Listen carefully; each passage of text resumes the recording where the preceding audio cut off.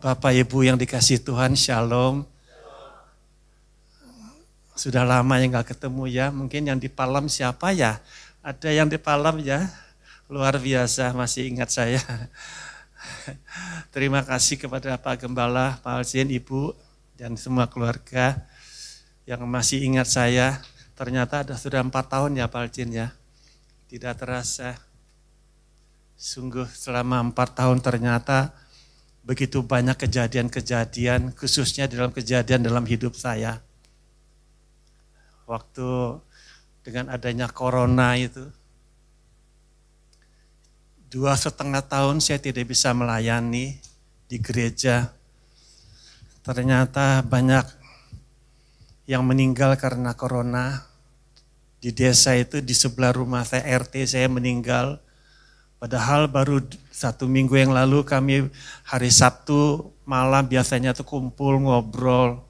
Tautannya dipanggil Tuhan. Seberang rumah saya baru suami istri, baru menikah juga kena. Terus desa-desa yang saya pergi itu, kalau mendengar wengong, wengong, pasti ada yang meninggal. Nggak sampai berapa waktu, wengong, itu ambulan itu. Luar biasa sekali. Tapi saat ini saya bertatap muka dengan jemaat Tuhan, yang dikasih Tuhan, yang diberikan kesehatan sampai pagi hari ini. Saya ingin membawakan firman Tuhan selama saya di desa Bapak Ibu, khususnya 10 tahun yang lalu. Meskipun saya melayani di desa itu sudah hampir 33 tahun, tetapi banyak sekali saya melihat 10 tahun belakangan ini, banyak anak-anak Tuhan yang telah meninggalkan Tuhan. Sungguh banyak sekali. Bukan hanya dari luar, saya sendiri yang membimbing mereka, supaya mereka bertumbuh. Saya ajarkan dengan nyanyian, pujian, saya ajarkan pemain band, bagaimana caranya menyembah Tuhan. Kalau beribadah datang kepada Tuhan apa yang harus dilakukan. Juga pada waktu perjamuan kudus, jangan main-main perjamuan kudus dan lain sebagainya, banyak sekali. Tapi ternyata sekejap hilang. Hilang maksudnya pergi dari Tuhan. Mau pranikah, ya pranikah. Si wanita orang Kristen yang calon suaminya itu bukan.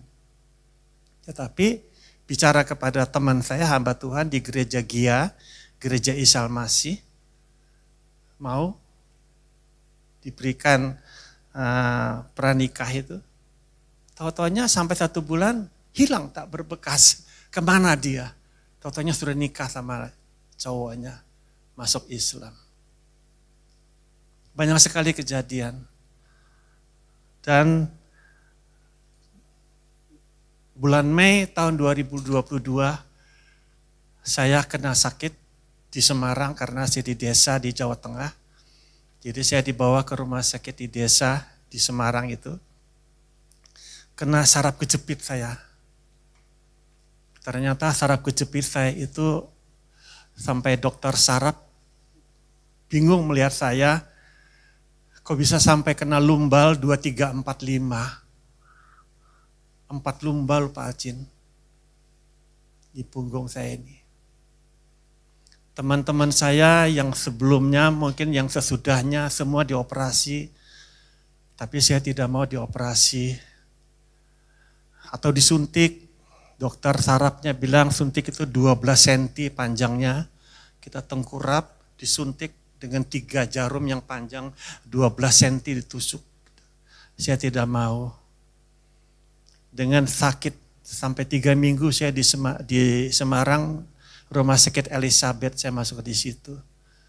Setiap pagi saya tetap berdoa jam 4 meskipun saya tidak bergerak seperti orang mati.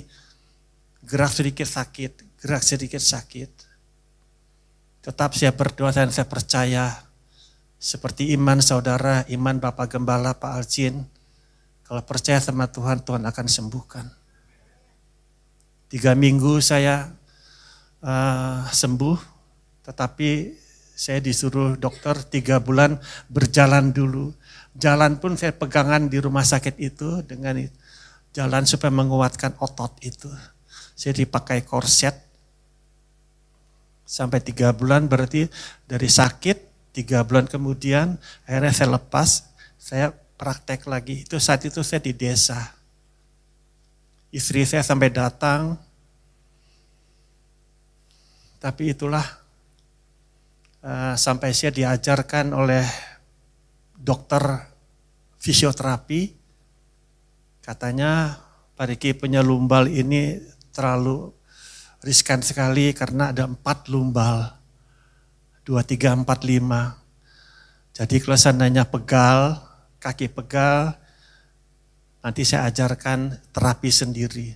Jadi sampai sekarang saya masih terapi sendiri setiap hari pagi dan sore. Kaki saya lipat, pinggang saya lipat untuk melemaskan gitu. Nah, di dalam satu firman yang saya ingin bawakan ini adalah kejadian yang sering banyak terjadi di desa-desa. Di desa yang saya datang itu adalah desa Masiran, Kaligading gitu. Ada 9 desa saya masuk, di situ ada 17 desa. Tapi saya tidak bisa masuk karena terlalu jauh dan sangat riskan sekali, jurang semua. Jadi saya hanya masuk desa 9 desa di situ. Ada orang Jawa Tengah di sini? Ada orang Jawa Tengah? Ibu ada? Dari mana ibu? Dari mana? Oh Pekalongan, oh ya. Yang dari Semarang ada? Dari Pekalongan, ya. Saya harus bisa berbahasa Jawa. Kalau ketemu mereka Pak Alcin. Karena dulu saya masih kecil kan karena hidup di Surabaya. Tapi kan bahasa Surabaya kan medok ya Pak Alcin ya. Ya, jadi itu sampai di Jogja saya 22 tahun, pindah ke sini 7 tahun. Jadi akhirnya saya harus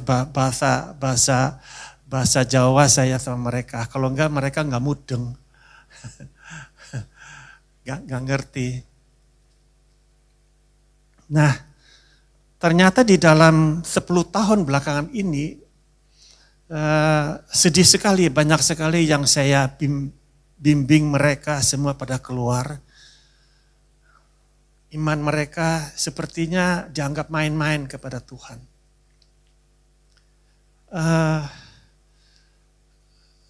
Kalau dia keluar, mungkin karena kepahitan dengan gembalanya, kepahitan dengan majelisnya, atau kepahitan antar jemaatnya, atau kepahitan dengan orang tuanya, atau di sekitarnya, sangat mempengaruhi sekali. Karena orang desa di sana, desa yang saya masuk selama 30 tahun lebih ini, mereka orang-orang yang sungguh-sungguh kehidupannya minim sekali. 10.000 itu sangat berarti buat mereka. Sangat berarti. Satu hari 10.000, kadang-kadang 6.000. Anak 2, suami istri. Ibu bisa bayangkan 6.000, oke lah 10.000 lah. Setiap hari. Sangat kasihan sekali. Mari kita membuka dalam firman Tuhan. Di dalam Yohanes 15. Yohanes 15 ayat 1 sampai 8. Tentang pokok anggur. Saya tidak tahu di sini Alkitabnya yang lama atau TB2 ya. Yang lama ya Pak ya? Oh yang lama. Oke. Mari kita baca bersama saja ya, hanya 8 ayat gitu. Kita membaca Yohanes 15 ayat 1 sampai 8. Kita bersama-sama aja. Pokok anggur yang benar. 1, 2, 3. Akulah pokok anggur yang benar dan Bapakulah pengusahanya. Setiap ranting padaku yang tidak berbuah dipotongnya dan setiap ranting yang berbuah dibersihkannya supaya ia lebih banyak berbuah. Kamu memang sudah bersih karena firman yang telah kukatakan kepadamu. Tinggallah di dalam aku dan aku di dalam kamu. Sama seperti ranting tidak dapat berbuah dari dirinya sendiri kalau ia tidak tinggal pada pokok anggur. Demikian juga kamu tidak berbuah jikalau kamu tidak tinggal di dalam aku. Akulah pokok anggur dan kamulah ranting-rantingnya. Barang siapa yang tinggal di dalam aku di dalam dia, ia berbuah banyak, sebab di luar aku, kamu tidak dapat berbuat apa-apa. Barang siapa tidak tinggal di dalam aku, ia dibuang keluar seperti ranting dan menjadi kering. Kemudian dikumpulkan orang dan dicampakkan ke dalam api, lalu dibakar. Jikalau kamu tinggal di dalam aku dan firmanku tinggal di dalam kamu, mintalah apa saja yang kamu kehendaki dan kamu akan menerimanya. Dalam hal inilah Bapakku dipermuliakan, yaitu jika kamu berbuah banyak, dan dengan demikian kamu adalah murid-muridku.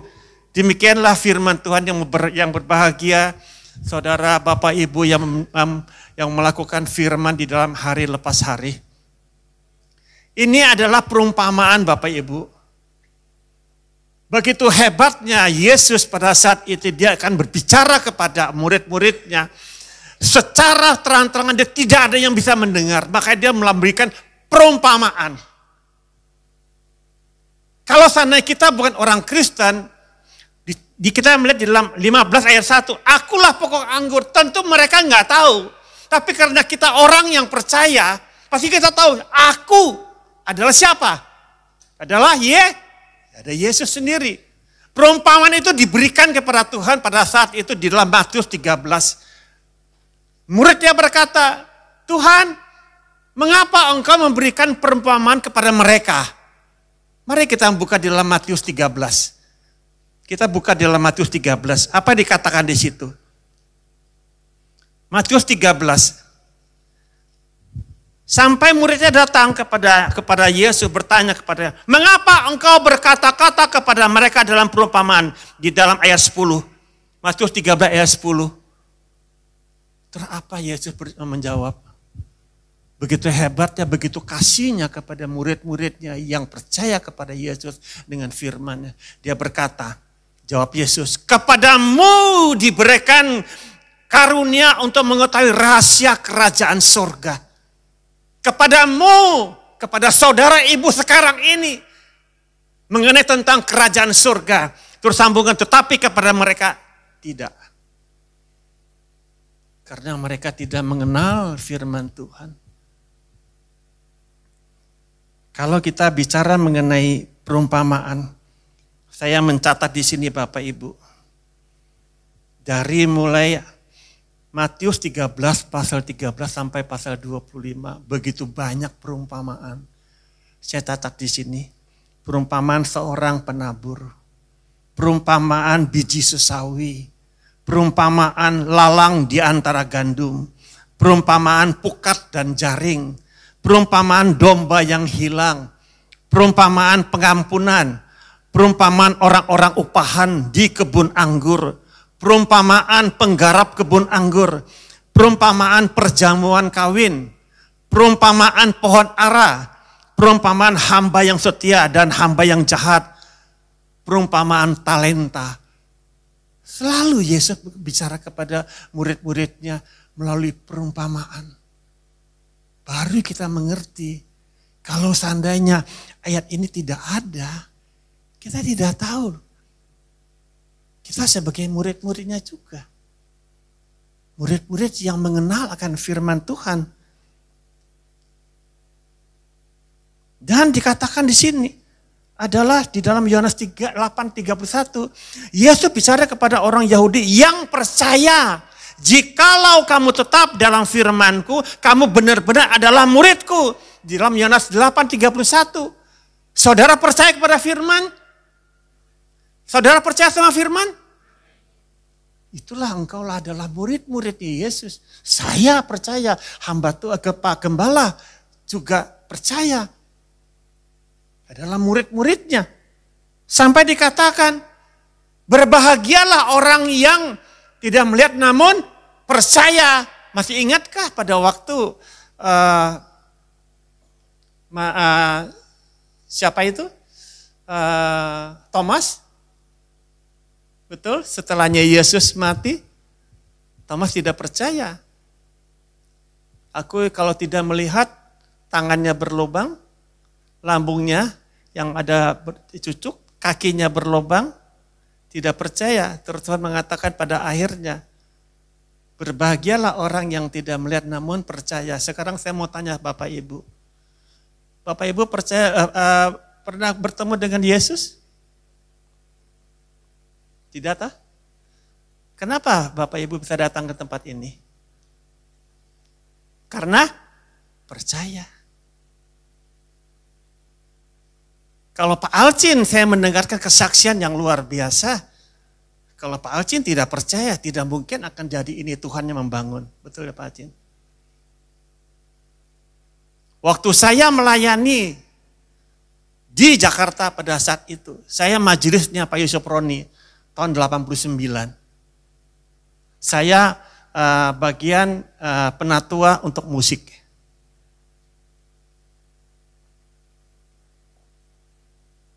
Ketika saya melayani, saya belum menjadi apa-apa. Saya belum belajar saya. Tetapi hati saya kenapa saya ingin melayani. Kenapa saya ingin harus menjadi seorang misi. Banyak ceritanya Bapak Ibu. 6 tahun sampai 95. Saya di Tangerang, di Banten. Di situ saya, Bapak Ibu tahu di Banten itu, di Serang itu, tidak ada gereja di situ Bapak Ibu. Jadi saya waktu itu datang ke sana, saya diminta untuk membawakan firman, tahun 93 kurang lebih begitu. Saya tuh kaget. Itu di situ bukan gereja, tapi ruko. Satu orang masuk, pintu tutup. Satu orang masuk, pintu tutup. Lihat lagi kiri kanan di jalan. Satu orang masuk, pintu tutup. Sampai segitunya loh Bapak Ibu. Hanya ingin beribadah. Tahun 93 saat itu. Sedih saya lihatnya, waduh sampai segitunya. Sampai sekarang.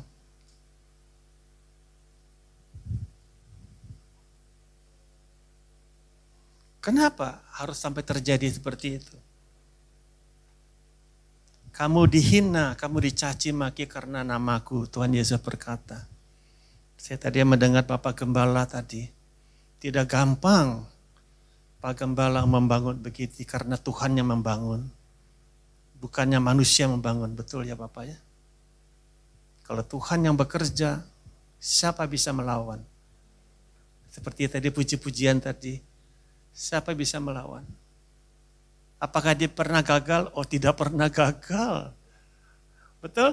Karena dia maha tahu. Sebelum kamu berjalan dia sudah tahu kamu akan ke situ. Sebelum kamu berhasil kamu akan ke situ. Begini. Diproses semuanya. Tuhan kita hebat. Sungguh. Amin saudara. Saya masa kecil saya bukan orang Kristen. Saya orang ateis saya. Jadi jujur saja saya berkata, saya keluarga dari susah. Saya tinggal di Banjarmasin, lahir di situ saya. Saking susahnya saya tidak bisa sekolah, uang tidak ada. Saya harus cari uang sendiri dari masa kecil saya. 14 tahun saya sudah bekerja sendiri saya. Jadi zamannya dulu, SD itu namanya sekolah rakyat dulu. Betul ya Pak Cin masih pernah ya sekolah rakyat ya. Nah, SMP Bruder Katolik saya waktu itu. Setiap libur setengah semester mungkin bagi rapot gitu. Pasti libur 3 bulan. 3 bulan saya naik perahu dari orang Madura ke Surabaya. Kerja di Surabaya saya. Mengapa saya kerja di Surabaya? Karena saya tidak mempermalukan orang tua saya, Bapak Ibu. Nanti orang-orang lihat, wah tuh lihat Ricky masih kecil bekerja, kasihan orang tuanya itu. Saya tidak mempermalukan Bapak Ibu saya. Setiap 3 bulan balik lagi sampai saya langganan sama Madura itu, perahu Madura itu. Tapi saya harus bekerja di 4 malam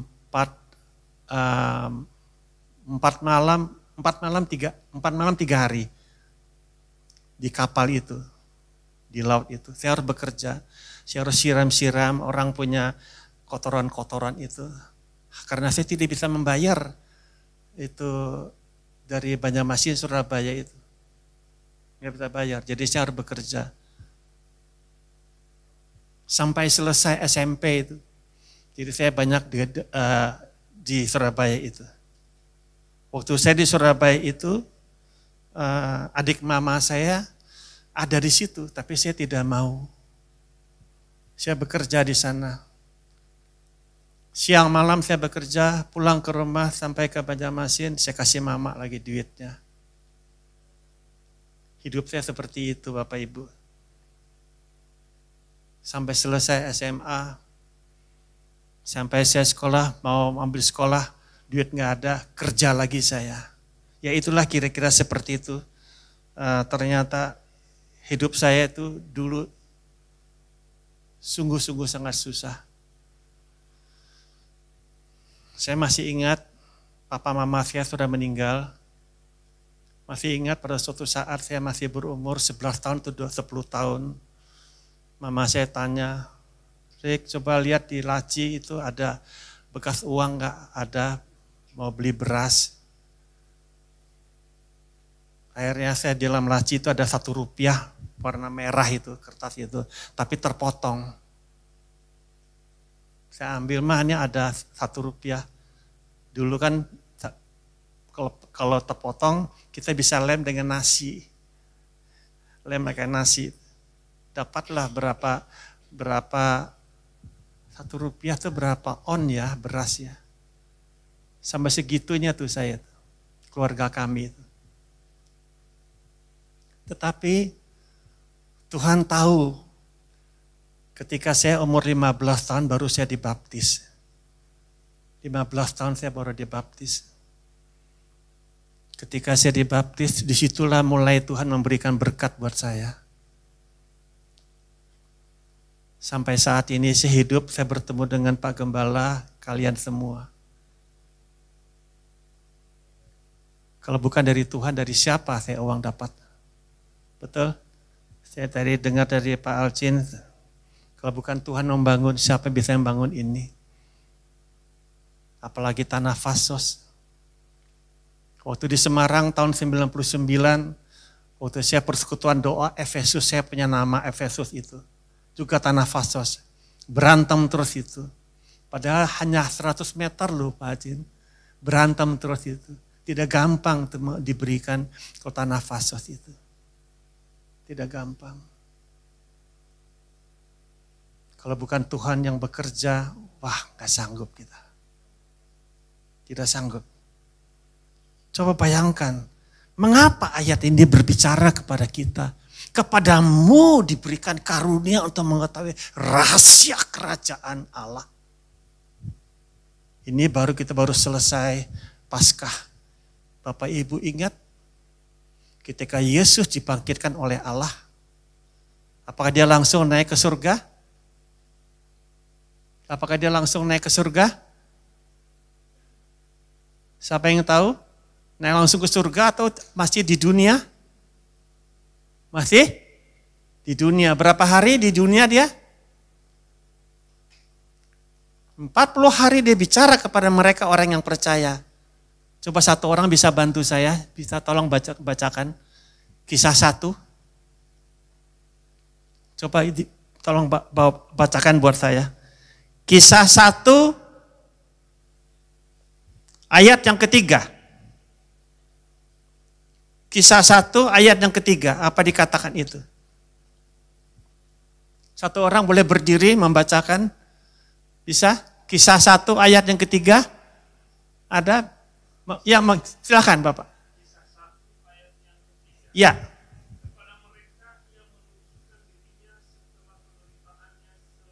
Ya.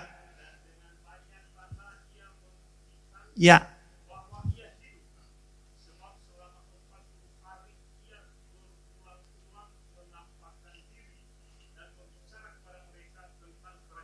Amin. Terima kasih. Berbicara kepada mereka orang yang percaya kepada Yesus tentang kerajaan Allah. Demikian juga waktu kita membahas yang tadi, kepadamu diberikan rahasia tentang kerajaan Allah itu sendiri. Berapa hebatnya Tuhan kita bagi orang yang percaya. Saudara sangat harus bersyukur kepada Tuhan.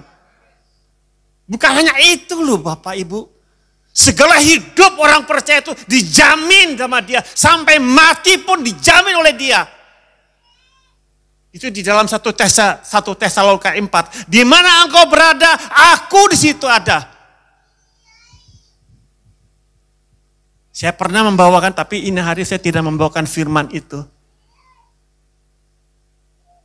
Saya pernah membawakan tentang firman Tuhan mengenai 1 Tesalonika 4 itu. Sampai bertanya sama saya, Pak bagaimana kalau ibu bapak saya sudah 40 tahun, 50 tahun, sudah meninggal orang percaya akan dibangkitkan.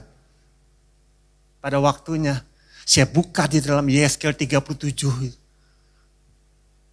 Banyak yang bertobat kembali lagi ke gereja, hanya karena ayat itu.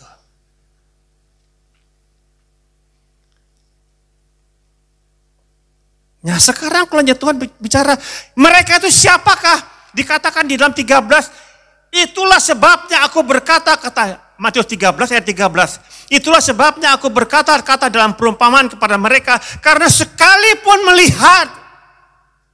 Mungkin di sini ya betul ya, saya lupa ya. Wah tadi mana tadi? Ya 13. Mari kita baca bersama-sama. Itulah sebabnya aku berkata-kata dalam perumpamaan kepada mereka. Karena sekalipun mereka melihat, mereka tidak melihat. Sekalipun mereka mendengar, mereka tidak mendengar dan tidak mengerti. Berapa banyak anak Tuhan seperti ini Bapak Ibu. Baru pulang dari ibadah, sampai keluar lapangan, berantem sama-sama jemaat. 33 tahun saya di desa, begitu banyak pengalaman saya melihat itu. Hati manusia itu, jemaat Tuhan itu. Sungguh susah diatur. Tidak gampang Bapak Ibu. Tidak gampang. Kalau seandainya saudara mempunyai teman baik, memberikan kesaksian satu dengan yang lain boleh. Tapi jangan diangkat-angkat dulu, diambung-ambung dulu. Jangan dipuji-puji dulu. Belum tentu.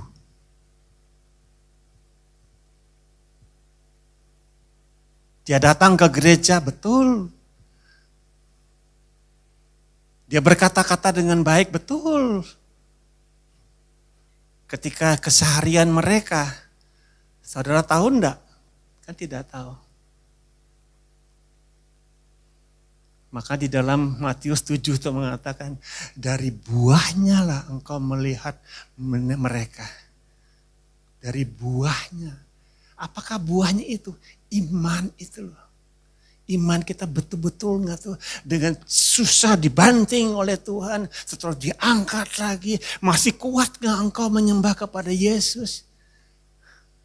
Ketika susah, minta tolong, berdoa, Tuhan tolong kami. Tapi Tuhan tidak menjawab, masih kuatkah engkau menyembah Tuhan? Nah di situ ujiannya. Tuhan ingin melihat, Tuhan berkata, masih percayakah kepada aku? Masih taatkah kepada aku? Masa dalam waktu ini aja, waktu aku banting kamu langsung sakit hati. Padahal semua kehidupan ada di tanganku. Saya membawakan firman ini adalah tema Tuhan sumber hidup.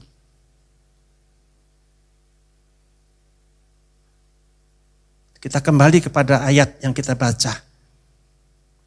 Siapakah ranting, siapakah pokok anggur? Pokok anggur adalah Yesus sendiri. Kamulah ranting-rantingnya.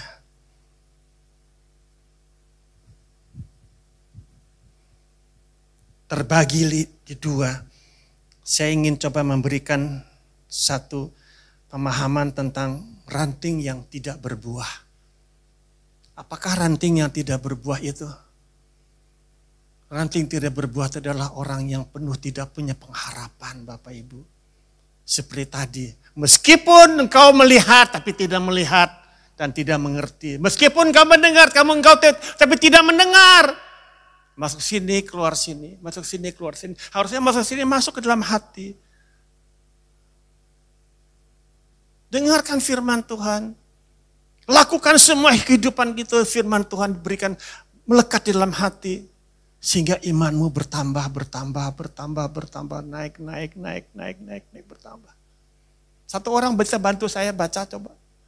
Buka dalam Yakobus 2 ayat 22. Satu orang bisa boleh? Bacakan buat saya. Ayo berdiri. Yakobus 2 ayat 22. Ya, monggo siapa? Ya, silakan.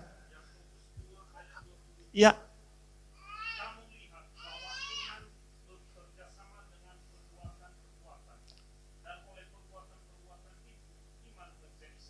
Amin. Berarti iman itu harus tempat, terus bertempat sampai sempurna. Tanpa iman adalah kosong, betul? Bagaimana katanya, wah saya ke gereja, wah saya baik. Tapi di luar itu kamu tahu enggak apa yang dia perbuat? Tidak tahu. Itulah iman. Makanya Tuhan berkata melalui perumpamaan ini, akulah yang pokoknya, engkau harus menempel di dalam pokok anggur itu. Supaya ranting itu berbuah. Bunga dulu keluar, bunga itu berbuah. Buah itu pun akan diproses buah itu. Tidak segampang langsung buah jadi gitu, tidak mungkin. Coba kita melihat di dalam ayat yang kedua. Setiap ranting padaku yang tidak berbuah dipotong, tidak ada gunanya Bapak Ibu. Pada suatu saat Yesus pergi beserta murid-muridnya lapar ingin memakan buah ara. Dia pernah lihat lewat buah ara itu, pohon ara itu. Tapi tidak berbuah. Langsung engkau tidak selama-lama tidak berbuah lagi. Angus langsung pohon ara itu. Percuma. Orang yang berbuah itu adalah iman yang bertumbuh. Bertumbuh, tetap bertumbuh. Percaya pada Yesus. Baru dicoba sedikit, langsung loyo.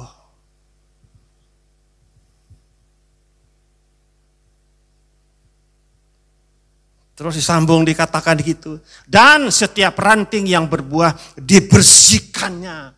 Supaya ia banyak berbuah. Dibersihkannya tahu? Diproses. Imanmu itu diproses. Sampai menjadi kualitas yang bagus. Tanpa seseorang diproses oleh Tuhan, tidak mungkin kamu jadi.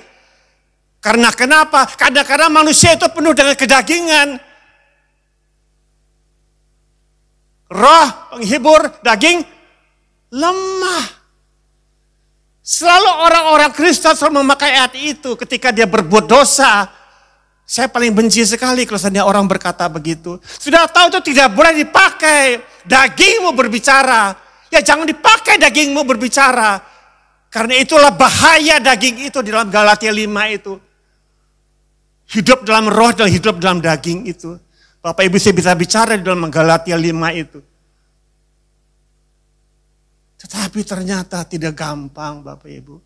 Saya ini orang lapangan Bapak Ibu. Orang lapangan makanya saya itu melihat langsung. Tidak hanya teori saja saya.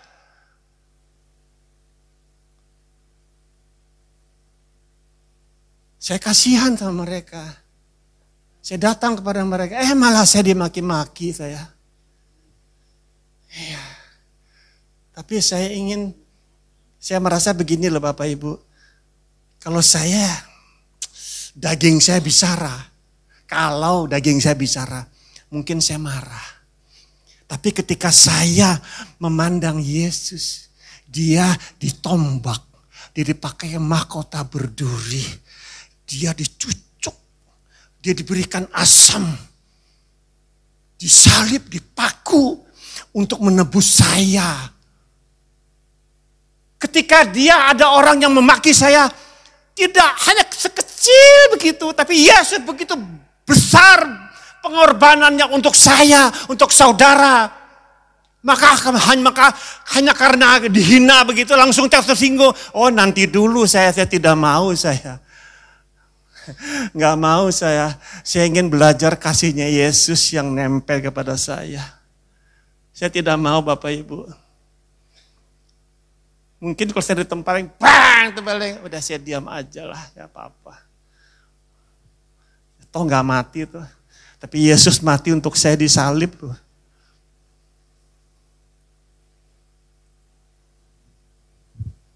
Makanya di dalam ayat yang 2 tadi, supaya ranting lebih banyak berbuah. Ia itu adalah ranting. Ia itu adalah ranting. Kamu memang sudah bersih karena firman yang telah kukatakan kepadamu. Di dalam proses oke semuanya. Tetapi kalau ranting itu tidak tinggal di dalam pokok anggur, kamu tidak dapat berbuat apa-apa. Di dalam ayat 4 mengatakan, tinggallah di dalam aku dan aku dalam kamu. Sama seperti ranting tidak dapat berbuah dari dirinya sendiri. Betul? Kalau ia tidak tinggal dalam pokok anggur, demikian juga kamu tidak berbuah jika kamu tidak tinggal dalam aku. Tidak berbuah, tidak beriman. Kamu tidak bisa beriman tanpa aku. Hidup kita ini hanya Yesus yang mengendalikan, Dia yang berkuasa atas kita. Tapi kadang-kadang kita sombong sekali. Sombong sekali, wah mentang-mentang sudah punya duit, punya mobil, punya rumah, punya hebat apa segalanya. Lupa kepada berkat itu ternyata Tuhan yang punya. Berapa banyak manusia seperti itu Bapak Ibu.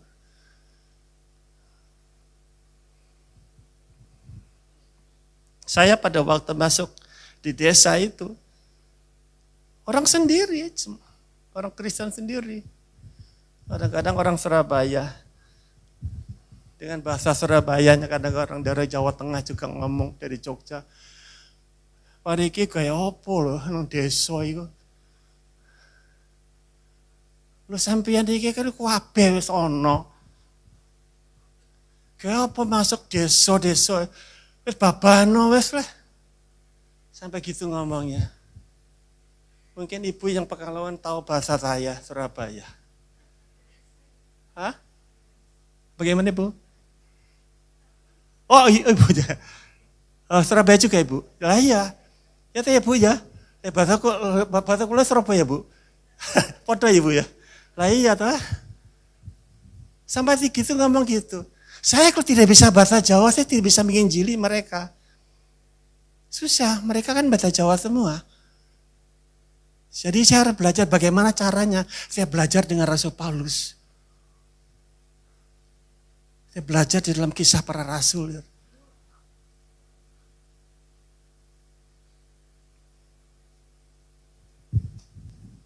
Nah, rantingnya tidak berbuah adalah orang yang tidak lagi punya hidup. Daging yang berbicara. Karena sudah tidak punya berbuah, Tuhan Yesus katakan, dipotong saja. Dipotong saja. Lu kasihan deh. Kalau bahasa orang Jakarta bilang, kasihan deh lu. Kasihan deh lu. Apa ada yang Prabowo ngomong apa ya? Waktu itu ya, dia ngomong apa? Ada Prabowo pada waktu itu ada ngomong apa ya dia? Apa? Apa yang ada satu kata-kata yang terkenal? Hah? Sorry ya. Betul. Sorry ya. Aduh. Tampun dah. Tapi begitulah kejadian yang sesungguhnya Bapak Ibu. Kita tidak bisa. Sampai Matius mengatakan di dalam Matius 3 ayat 10 katakan, kapak sudah tersedia pada akar pohon dan setiap pohon yang tidak menghasilkan buah yang baik yang tidak menghasilkan buah yang baik, pasti akan ditebang dan dibuang ke dalam api. Sia-sia belaka orang seperti itu. Tetapi ketika orang itu datang dengan hati yang penuh kepahitan, siapa yang menolong? Kita ini yang nolong. Amin. Jangan langsung, kamu sudah begitu. Jangan disia-siakan, jangan dikucilkan. Ayo kita rangkul. Kita rangkul. Tuhan Yesus datang ke dunia untuk mencari dan menyelamatkan. Amin. Di dalam Lukas ayat 19:10 kalau tidak salah ya. Moga-moga. Coba kita lihat ya. Betul tidak ya? Lukas 19:10 ya kalau tidak salah ya. 19, betul tidak? Oh iya betul ya. Betul ya, saya takutnya salah ya. Betul. Sebab anak manusia datang untuk mencari dan menyelamatkan yang hilang. Siapa yang menyelamatkan? Yesus sudah ada di sana. Yesus katakan di dalam Matius 28. Apa dikatakan? Amanat agung. Masih tahu amanat agung? Ya, betul. Jadikanlah semua murid-muridku dan baptislah atas nama Allah, Anak dan Roh Kudus. Aku menyertaimu selamanya. Kita yang beriman, rangkul ya yang ketika dia ada sedikit. Ya kita tidak tahu kesusahan setiap orang. Kita rangkul. Kalau perlu kita puji-pujian, berikan satu bangkit semangatnya dia. Kalau dia tidak mau datang kepada Tuhan seperti ini, kamu tidak bisa berbuat apa-apa. Mungkin si A, si B, C. Ayo kita datang kepada Tuhan. Kehidupan hanya dia yang punya. Dia yang punya. Tanpa Tuhan di dalam dunia ini, kita tidak bisa berbuat apa-apa. Nah, kalau kita baca lagi tentang apa tadi? Ranting yang berbuah. Ranting yang berbuah adalah orang yang penuh pengharapan pada pokok anggur itu. Biar bagaimanapun terjadi pada diriku, aku tetap mau datang kepada Yesus. Kejadian apapun aku mau datang kepada Yesus karena Dia memberikan kehidupan buat saya dan keluarga saya. Pada waktu 2010 gempa Gunung Merapi meletus. Ada seorang hamba Tuhan baru 1 minggu yang lalu dapat kredit dari Bank Mandiri. 2,5 M karena dia adalah menjahit konveksi. Kirim ke luar negeri. Habis semuanya baru 1 minggu. Anaknya mati. Istrinya mati. Pegawainya beberapa orang mati tertutup. Gempa itu 2010 waktu saya masih di Jogja. Hampir hilang dia punya cara berpikirnya. Sudah mulai linglung. Teman saya Pak Suleman namanya. Dia gembala dari gereja Bethel. Dia tahu teman itu teman baiknya dia. Dia pergi ke Tugu, stasiun Tugu di Jogja. Dia duduk di rel itu ingin bunuh diri. Tapi Pak Soleman tahu. Langsung dia angkat tinggal di rumah dia. Karena rumahnya hancur rata. Habis semua Bapak Ibu. Apa yang terjadi?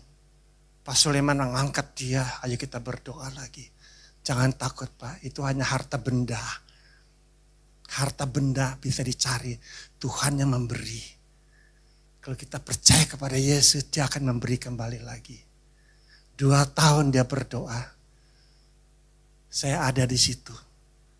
Mulai bangkit, Bank Mandiri langsung memberikan pinjaman tanpa bunga. Karena itu adalah hal di luar dari dugaan.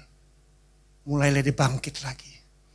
Ternyata di luar negeri dia punya tempat ekspornya barangnya itu tetap menerima jalan lagi semua, bangun rumah lagi semua.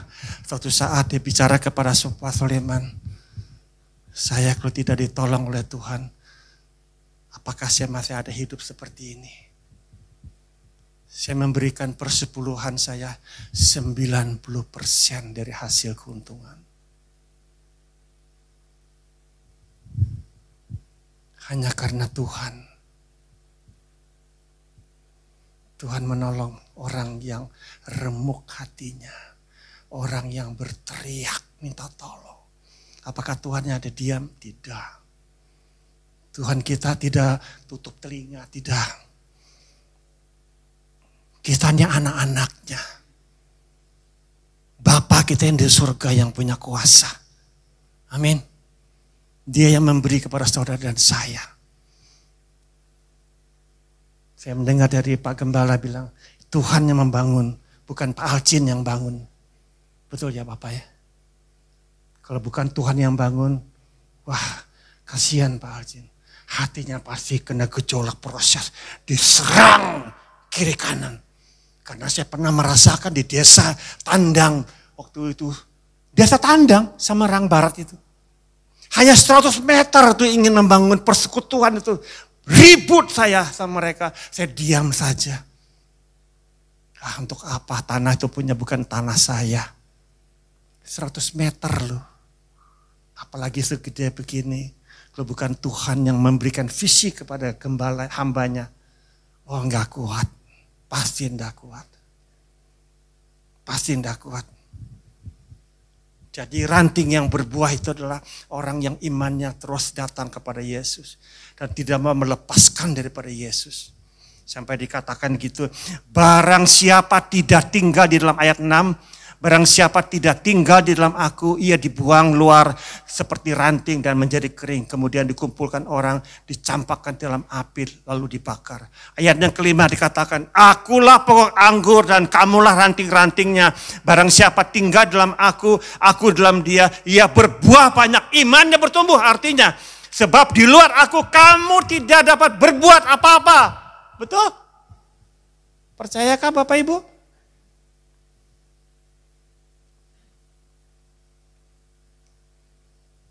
Mari kita melihat semua yang sudah Tuhan berikan firman ini. Asal kita percaya Alkitabnya adalah firman Tuhan. Bukannya textbook. Bukannya textbook.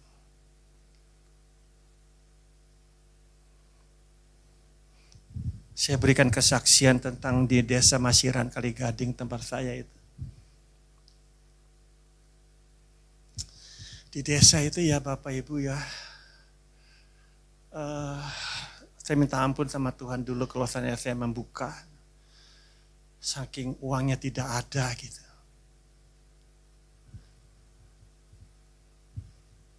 Waktu saya tahun 2015 mulai masuk, 2016 mulai pertama kali itu.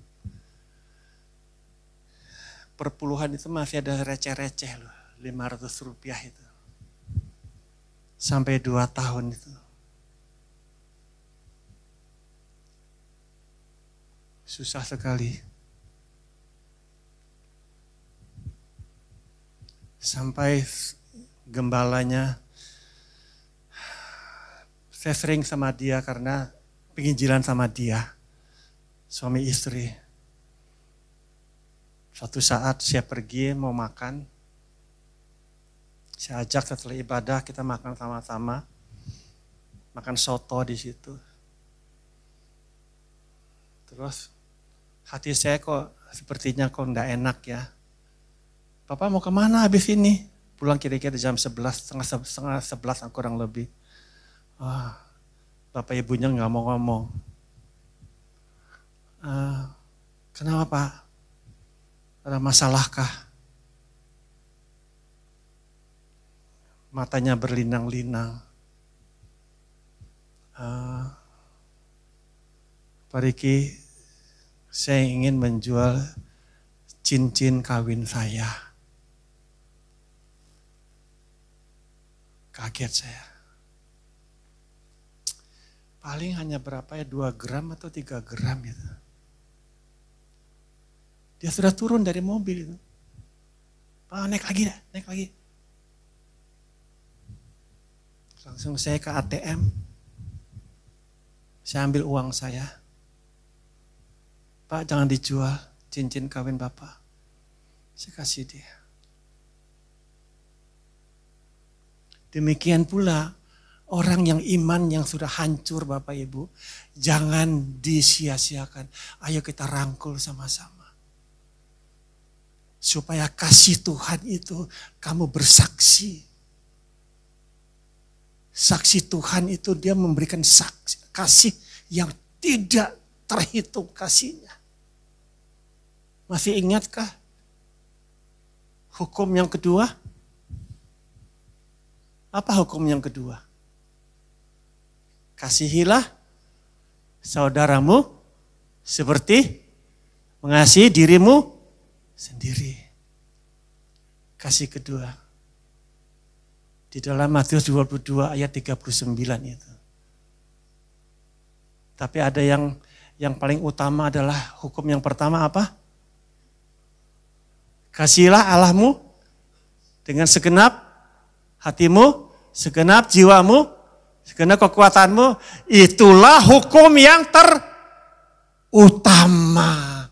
Jangan lupa itu. Itulah hukum yang terutama. Engkau harus mengasihi Tuhan. Kalau seandainya kita mengasihi Tuhan berarti kita melakukan firman Tuhan. Amin. Ketika saudara dan saya mengasihi Tuhan, karena Tuhan katakan lakukan firman-Ku. Begitu banyak orang memakai nama-Ku, Tuhan, Tuhan. Tapi kamu tidak melakukan firman-Ku, tidak melakukan apa-apa. Tapi saya percaya jemaat di sini melakukan firman Tuhan.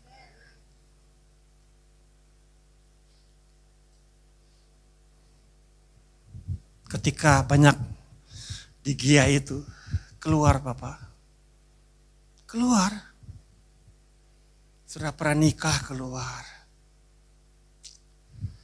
Terus saya tanya, khususnya yang ada WL itu. Saya ajarin WL itu.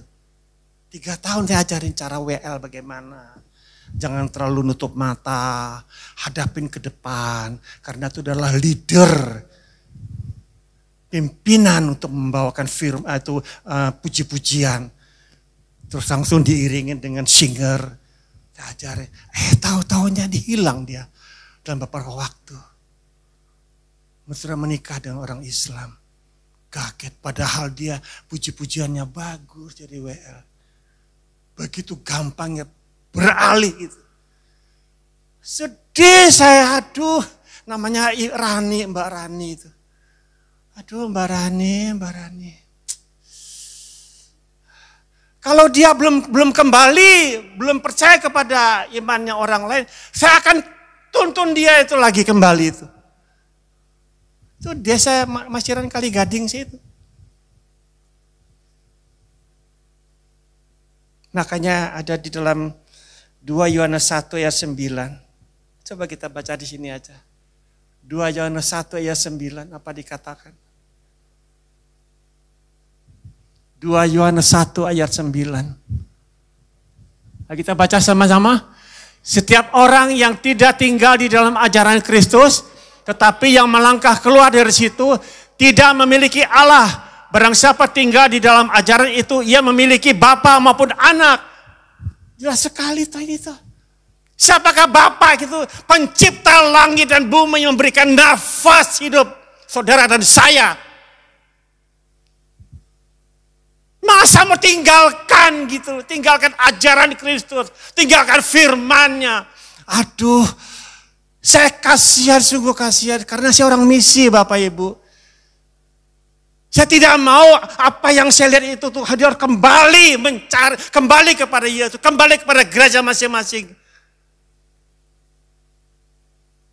Itulah kejadian sesungguhnya. Baru tahun 2020 kemarin. Kejadian itu.